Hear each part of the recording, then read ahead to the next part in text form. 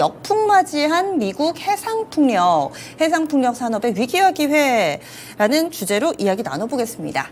어제였습니다. 신재생 에너지 관련된 종목분들 정말 오랫동안 쉬었는데 오늘 장에선 어제 장에서 강세 흐름을 나타내면서 다시 한번 좀 볼까 하시는 분들도 많으실 거예요. 그 가운데 해상풍력 부분을 집중 조명해 보겠습니다. 전 세계적으로 이 해상풍력 시장 좀 어떻게 구성이 돼 있나요? 예, 일단 최근에 이슈를 한 가지 짚고 넘어가야 될 것 같은데요. 예. 지난 8월이죠. 예, 지난 8월에 세계의 유수의 이제 풍력 터빈 제조업체인 지멘스가 풍력 사업 부분에서 24억 달러의 손실을 발표를 했습니다.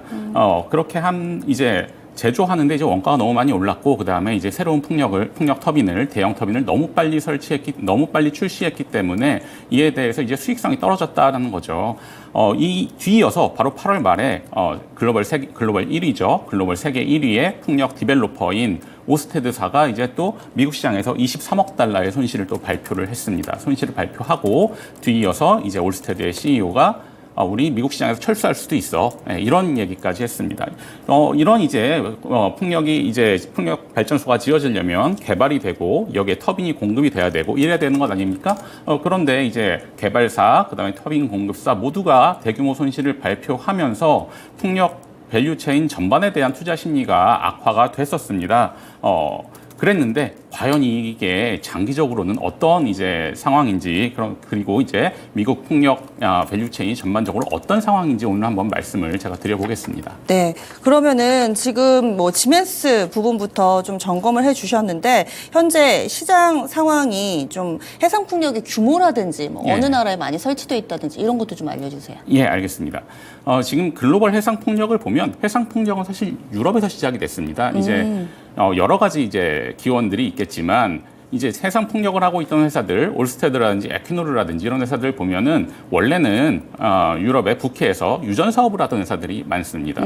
유전을 바다에서 캔다는 얘기는 바다에 파이프를 박는다는 얘기겠죠. 해상 풍력을 하려면 똑같이 바다에 파이를 박고 그 위에 이제 설치를 해야 됩니다. 그러다 보니까 유럽 회사들이 먼저 이제 해상 풍력을 하고 이 물결이 이제 아시아 그다음에 북미로 지금 확산되고 있다라고 보시면 되겠습니다. 그래서 기존에 설치된 해상 풍력의 물량들은 대부분 유럽 지역에 있고요. 지금 이제 북미에서 활발히 개발이 되고 있고 또 대만이라든지 일본이라든지 우리나라, 베트남 이런 이제 아시아 국가로 해상 풍력이 넘어오는 물결이다. 그런데 이제 넘어오는 와중에 지금 이제 사고가 났다. 이렇게 보시면 되겠죠.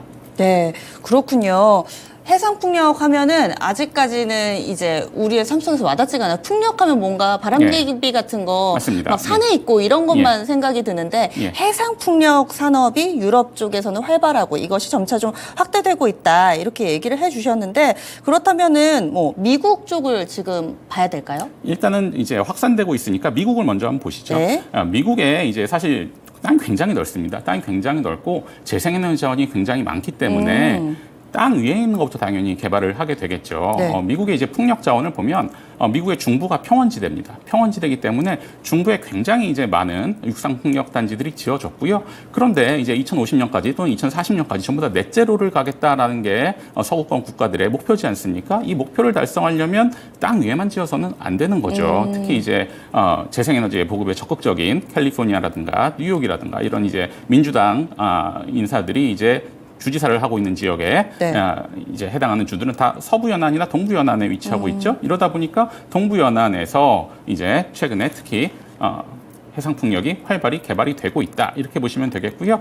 이 동부 연안에 개발되고 있는 프로젝트가 개수로 치면 50개가 넘습니다. 그래서 이제 엄청나게 많은 프로젝트들이 개발이 되고 있다. 그리고 이제 시장이 열렸잖아요.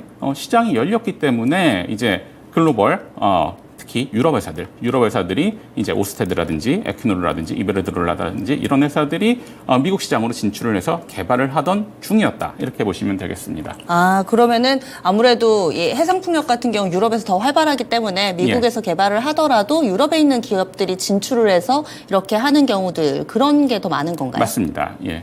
그렇게 보시면 되겠고요. 네. 지금 이제 미국의 바이든 대통령은 2030년까지 해상 풍력을 30기가와트, 원전 하나가 1기가와트 정도 됩니다. 그러니까 원전 30개 물량이죠. 원전 30개 물량을 해상 풍력을 짓겠다. 이렇게 이제 얘기를 했거든요.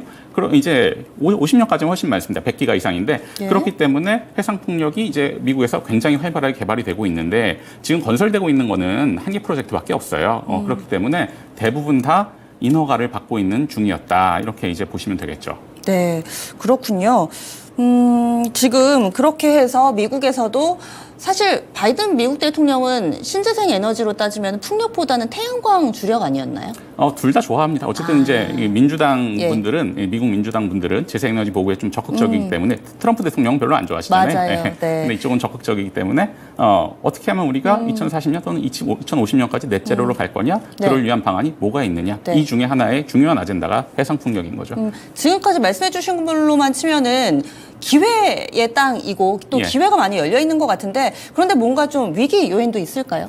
예, 그런데 이제 해상 풍력이 상당히 장기간에 진행되는 사업이고 여러 가지 변수들이 많습니다. 그런데 이제 최근에 이제 오스테드가 이제 손실을 발표했다고 했잖아요. 네. 여기서 이제 큰 이슈가 나오는데 디벨로퍼들이 어떤 개발을 하려면 가장 중요한 게 인허가를 받는 거죠. 예, 인허가를 받고 그 다음에 전력 청이라든지 아니면 전력 회사들한테 네. 이 해상 풍력에서 나온 전기를 좀 더 비싸게 팔아야 됩니다. 아직 경제성이 없기 때문에 조금 더 비싸게 사달라고 해서 승인을 받는 네. 이런 절차가 아주 중요한 절차입니다. 그런데 여러 프로젝트들이 이에 대해서 승인을 받았어요. 네. 승인을 받았는데 최근에 미국이든 유럽이든 이 승인받은 프로젝트에 대한 전력 구매 계약을 오히려 위약금을 물면서 취소하는 사례들이 나타났다는 거죠. 예. 그래서 네. 미국 같은 경우에도 두 개 프로젝트가 오스테드 건 아닙니다. 다른 회사가 개발하고 있는 건데 쉘과 이제 이베르드롤라가 개발하고 있는 프로젝트인데 가격이 너무 안 맞다는 거예요. 저 가격으로 전기를 팔면 나는 앞으로 이 프로젝트를 개발해서 손해를 볼 거라는 거죠. 그래서 계약을 취소를 했고 유럽에서도 비슷한 일이 있었어요. 영국 해상풍력 한 건이 계약이 취소가 됐습니다. 취소가 됐고 사업자가 다 취소한 거죠. 정부가 취소시킨 게 아니고요. 그리고 오스테드도 지금 이제 23억 불 손실을 봤어. 나 철수할 수도 있어. 이러면서 미국 정부에 하는 얘기는 가격을 올려달라는 얘기입니다. 풍력 가격을 올려달라 또는 세액공제 혜택을 늘려달라 이런 얘기들을 하고 있습니다. 이게 왜 일어났는지 보냐면 살펴보면요. 네. 재생에너지 새로운 분야 아닙니까? 새로운 분야는 기술 개발이 되면 될수록 단가가 낮아지는 특징이 그쵸. 있습니다. 네. 예, 그래서 태양광 같은 경우도 이제 우리가 단가 그래프를 그려보면 이렇게 우하향하는 그래프로 형성이 됩니다. 해상풍력도 마찬가지입니다. 그런데 이제 개발하는데 몇 년, 수년이 걸릴 거잖아요. 네. 인허가를 받고 하는데 그래서 보통 이제 해상풍력 사업자들이 어떻게 하냐면 앞으로 가격이 떨어질 걸 예측을 하고 그 가격으로 입찰을 합니다. 이제 이게 이 다음 페이지 보면 나와 있는데요. 네. 다음 그림 띄워주시면 여기 이제 원래 이제 이 ITC가 있을 경우랑 없을 경우인데 어쨌든 전체적으로는 우하향하는 게 이제 풍력 발전의 원가라는 거죠. 원가인데 이제 어떤 일이 있었습니까? 공급망 이슈가 생겼고 최근에 고금리, 인플레. 네. 고금리 이슈가 됐죠. 예, 네. 그러다 보니까 이게 가격이 내려가야 되는데 내려가지 않고 거꾸로 올라간 겁니다. 여기서 그래프를 보시면 2022년부터 3년 사이에 이제 해상풍력의 추정 원가, LCOE가 원가입니다. LCOE가 올라갔다라는 것을 볼 수가 있어요. 그렇게 됐기 때문에 이 원가에서 너무 떨어져 있는 프로젝트 두 개는 저건 그냥 우리가 돈 물어주고 취소하자라는 게 된 거죠. 그래서 이제 최근에 공급망 이슈로 인한 인플레이션과 공급망 이슈로 인한 비용 상승, 그 다음에 이제 고금리가 되면 자금 조달하기도 어렵고요. 그쵸. 건설 기간이 굉장히 긴데 이자 비용도 증가해서 전체적으로 투자비가 올라가는 이제 그런 영향이 있습니다. 그렇기 때문에 지금 프로젝트 개발사 입장에서는 전력 가격을 올리던가 프로젝트를 취소하던가 이런 선택을 네. 하고 있다라고 보시면 되겠습니다. 약간 좀 진퇴양난인 상황인데 이 원인이 인플레와 고금리면은 이 원인이 해소가 돼야지만 이 산업도 정상화가 될 텐데 예. 사실 인플레 고금리는 하루아침에 잡힐 수 있는 부분이 아니잖아요. 그렇기 때문에 그러면 그렇다고 이 친환경이라는 것은 우리가 비용을 지불하고서라도 해야 되는 그런 시대의 숙명이라고도 할 수 있을 텐데 앞으로 좀 어떻게 되는 건가요? 그래서 일단 저는 단기적으로는 이런 부정적인 영향이 있었기 때문에 최근 풍력 밸류체인에 딸려 있는 주식들이 전부 다 안 좋았어요. 예, 네. 전부 다 안 좋았고 실질적으로 미국만 꼭 미국을 볼 필요는 없습니다. 미국이 이제 아시아나 이런 이제 세계 시장의 한 샘플로 제가 말씀드리는 거거든요. 미국에서도 지금 바이든 대통령은 2030년까지 30기가 설치할까라고 얘기를 하지만 BNEF나 이제 S&P나 이런 데서는 어렵다. 한 23기가 정도 되면 많이 되지 않을까? 이렇게 얘기를 하는 거고요. 저는 이런 사태가 계속 발생된다면 오히려 더 지연될 거다라고 생각을 합니다. 이게 제가 이제 개발사 입장이잖아요. 제가 이제 풍력 발전을 하려고 하는데 이제 가격이 딱 정해졌어요. 근데 물가가 올라요. 그럼 저한테는 두 가지 옵션이 있습니다. 한 가지 옵션은 뭐냐면 이제 건설회사, 터빈 공급사한테 가격을 깎으라고 하는 거죠. 다른 한 가지는 정부한테 가서 가격을 올려달라고 하는 겁니다. 네. 그런데 지금 터빈사에 가서 가격을 깎아달라고 하려고 봤더니 지멘스가 손실이 엄청나요. 예, 깎아달라고 할 수도 없는 입장이에요. 그쵸. 그러니까 정부한테 지금 돌아선 거거든요. 예, 그런데 여기서 우리가 한번 생각을 해보자는 거예요. 단기적으로 부정적인 이슈는 분명합니다. 그런데 미국 정부든 유럽 정부든 지금 중장기적인 에너지 전환 목표를 낮출까 하는 거죠. 낮추겠습니까? 아니죠. 낮춰서도 안 되죠. 예. 어제죠? 어제도 유럽에서 네. 정책적인 목표를 높이고 이거를 법제화하는 법안을 통과시키면서 이제 재생에너지주가 투자 심리가 괜찮았었거든요. 네.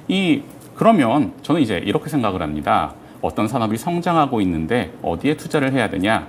바틀렉 부분에 투자를 하는 게 맞는 겁니다. 바틀렉 부분에 투자를 해야 그 부분이 가격이 올라가고, 이익이 많이 남는 거죠. 그래서 이제 그럼 목표는 안 바뀌었어요. 목표는 안 바뀌었는데 풍력의 바틀렉이 뭔가를 한번 보자는 거죠. 지금 1차적으로 볼 수 있는 건 바로 개발입니다. 프로젝트 개발. 지금 오스테드나 이런 데서 안 한다고 하는 거잖아요. 그러면 정부 입장에서는 어쩔 수 없이 제가 보기에는 가격을 올려줄 수밖에 없을 겁니다. 가격이 반영이 될 거고요. 그렇지 않으면 목표가 달성이 안 될 건데요. 진짜 물가가 오른 게 보이거든요. 네. 이게 시간이 걸리겠지만 단기적으로 뭐 일어날 수 있는 건 아니겠지만 결국 궁극적으로는 전력 구매 가격이든 보조금이든 확대를 할 거다라는 게 한 가지 포인트고요. 그렇게 이제 올라가면 이건 이제 풍력 터빈 단가 상승에도 바로 영향을 주겠죠. 최근에 풍력 터빈 업체들 보면 수주는 굉장히 좋습니다. 그런데 이제 수주는 좋은데 돈을 못 버는 거거든요. 예. 결국 가격이 올라야 된다는 얘기인데 이번에 위기가 좀 지나감으로써 전력 구매 가격이 만약 올라간다, 그다음에 금리가 떨어진다 이렇게 되면 풍력 산업에는 더 좋은 기회로 작용할 수 있다 이렇게 이제 말씀을 드릴 수 있을 것 같아요. 그리고 이제 이 프로젝트를 개발하고 터빈만 말씀드렸는데 그 밑에도 굉장히 많은 이제 밸류 체인들이 있거든요. 네. 예를 들어 해상 풍력이면 뭐 터빈을 공급받을 때 날개도 만들어야 되고 타워도 만들어야 되고 하부 구조물이죠. 네. 하부 구조물을 만들어야 되고 여기에 철광도 들어가야 되고 그 다음에 뭐 항만도 개발해야 되고 배도 들어가야 됩니다. 바다 위에 사는 거기 때문에. 그래서 이제 우리나라하고는 조금 멀지만 미국 사례를 한번 보시죠. 그래서 이제 미국의 해상 풍력이 아니라도 최근에 IRA 하면서 계속 얘기하는 게 미국산 철강을 쓰라는 겁니다. 그렇죠. 예. 네. 해상 풍력도 똑같아서요. 이 하부 구조물에 미국산 철강을 쓸 때는 이제 ITC 투자 세액 공제죠. 10% 보너스가 혜택을 주는군요. 나옵니다. 예. 네. 세액 공제가 원래 30%인데 10% 더 나오니까 굉장히 많이 나오는 거예요. 3분의 1이 더 나오는 거거든요. 네. 여기에 이제 강제를 쓰라는 건데 이 강제를 공급할 수 있는 회사는 지금 미국 동부에 보면 누코밖에 없습니다. 예, 미국의 이제 전기로 회사죠. 그러면 이제 이런 이제 하부에 딸린 회사들, 이제 우리나라도 취안해 보면 우리나라도 나중에 이제 비슷한 모습이 그려질 수도 있는 거죠. 그 다음에 이제 해상 풍력을 설치하려고 하면 보통 이제 항만이 개발돼야 되고 여기 전용 선박이 있습니다. 선박에 이제 터빈과 그다음에 타워를 싣고 가서 바다에서 설치를 하는 거죠. 아, 그것도 아무 배로나 이동을 할 수 있는 게 아니에요? 전용선이 따로 있는 거예요? 전용 선박이 있습니다. 그걸 이제 WTIV, 윈드 터바인 인스톨레이션 베슬이라고 하고요. 네. 미국에는 이제 미국 상선법에 의하면 미국 땅에서 어떤 것을 실어서 미국 영해 내로 배달할 때는 미국인이 소유한 미국에서 제조한 배로만 하게 되어 있습니다. 이건 굉장히 아이고. 오래된 법안입니다. 그래요? 1900년대 초반부터 있었던 법안인데 네. 그런데 지금 미국에 지금 윈드 터바인 인스톨레이션 베슬이 한 대밖에 없어요. 그것도 건조 중입니다. 건조 중인데 우리나라도 만약에 이제 아시아 지역도 똑같이 해상 풍력이 이제 사업이 커진다 그러면 네. 당연히 이제 배가 맨 처음엔 유럽에서 오겠지만 발주 수요도 있을 것이고 이런 부분에 대해서도 생각을 해보실 수가 있을 거고요. 항만도 굉장히 많이 필요합니다. 항만도 이제 보시면